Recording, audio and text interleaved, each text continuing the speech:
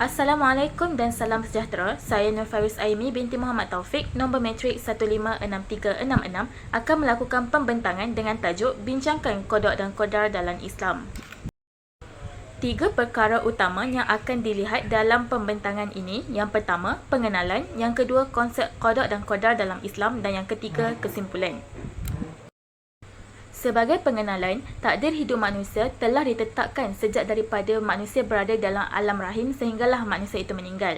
Perkara yang berlaku ini disebut sebagai ketentuan dan juga ketetapan Allah atau dikenali juga sebagai qada dan qadar. Qada dan qadar ini tidak dapat difahami sepenuhnya oleh manusia dengan menggunakan akal dan juga logik semata-mata. Pemahaman mengenai qada dan qadar ini perlu berpandukan Al-Quran dan juga hadis. Qada dan qadar merupakan rukun iman yang keenam dan diwajibkan kepada umat muslim untuk beriman. Beriman dengan qada dan qadar merupakan asas kepada kesempurnaan iman. Maksud qada dan qadar. Qada berasal dari fi'il madi qadara yaqdaru qadaran yang bermaksud keputusan, takdir dan ketentuan. Manakala dari segi syarak pula, qada bermaksud perkara yang diputuskan oleh Allah terhadap semua makhluknya, sama ada dari sudut penciptaannya, menidakadakannya ataupun mengubahnya. Manakala qadar pula dari segi bahasa bermaksud peraturan dan ukuran. Daripada segi syarak pula ialah perwujudan ketetapan Allah terhadap segala sesuatu mengikut kehendaknya. Menurut Ibnu Taimiyah, qadar ialah takdir Allah terhadap sesuatu perkara. Pembahagian qada. Qada terbahagi kepada dua, iaitu qada mu'allaq dan juga qada mubram. Qada mu'allaq merupakan takdir yang mempunyai kaitan yang erat dengan ikhtiar manusia. Takdir ini telah tertulis di Lauh Mahfuz dan boleh berubah dengan kehendak Allah dan juga usaha yang dilakukan oleh seseorang manusia. Contohnya ialah seorang pelajar ingin mendapatkan dekan dalam peperiksaan. Oleh itu, dia belajar dan berdoa dengan bersungguh-sungguh sehingga keinginannya tersebut tercapai. Yang kedua ialah qada mubram. Qada mubram merujuk kepada perkara yang tidak boleh berubah walaupun manusia telah berusaha untuk mengubahnya. Contohnya ialah jodoh dan juga ajal. Seperti mana firman Allah dalam surah Al-A'raf ayat 34 yang bermaksud, dan setiap umat mempunyai ajal. Apabila ajalnya tiba, mereka tidak dapat meminta penundaan ataupun mempercepatkan sesaat pun. Seterusnya ialah hubungan takdir dengan qada dan qadar.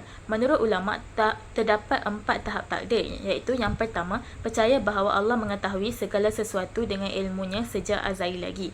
Yang kedua, percaya bahawa Allah telah menulis semua perkara yang sudah berlaku, akan datang dan sedang berlaku di alam ini sehingga hari kiamat di Lauh Mahfuz.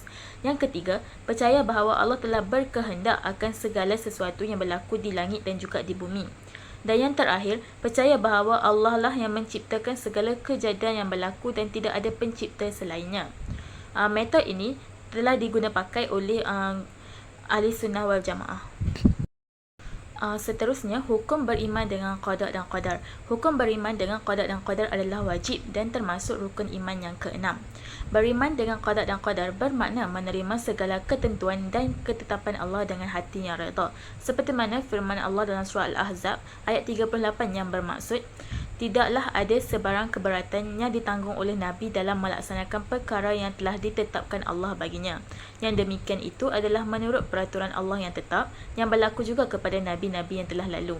Dan ingatlah perintah Allah itu adalah satu ketetapan yang ditentukan berlakunya. Sebagai kesimpulan, beriman dengan qada dan qadar melengkapkan keimanan kita terhadap Allah kerana ia merupakan asas kepada kesempurnaan iman dalam Islam. Orang yang menolak untuk beriman dengan qada dan qadar boleh membawa kepada kekufuran. Hadis riwayat At-Tabrani yang bermaksud, Allah berfirman, siapa yang tidak redha dengan qada dan qadarku dan tidak sabar terhadap apa yang aku timpakan atasnya, maka hendaklah ia mencari Tuhan selain daripadaku. Sekian, terima kasih.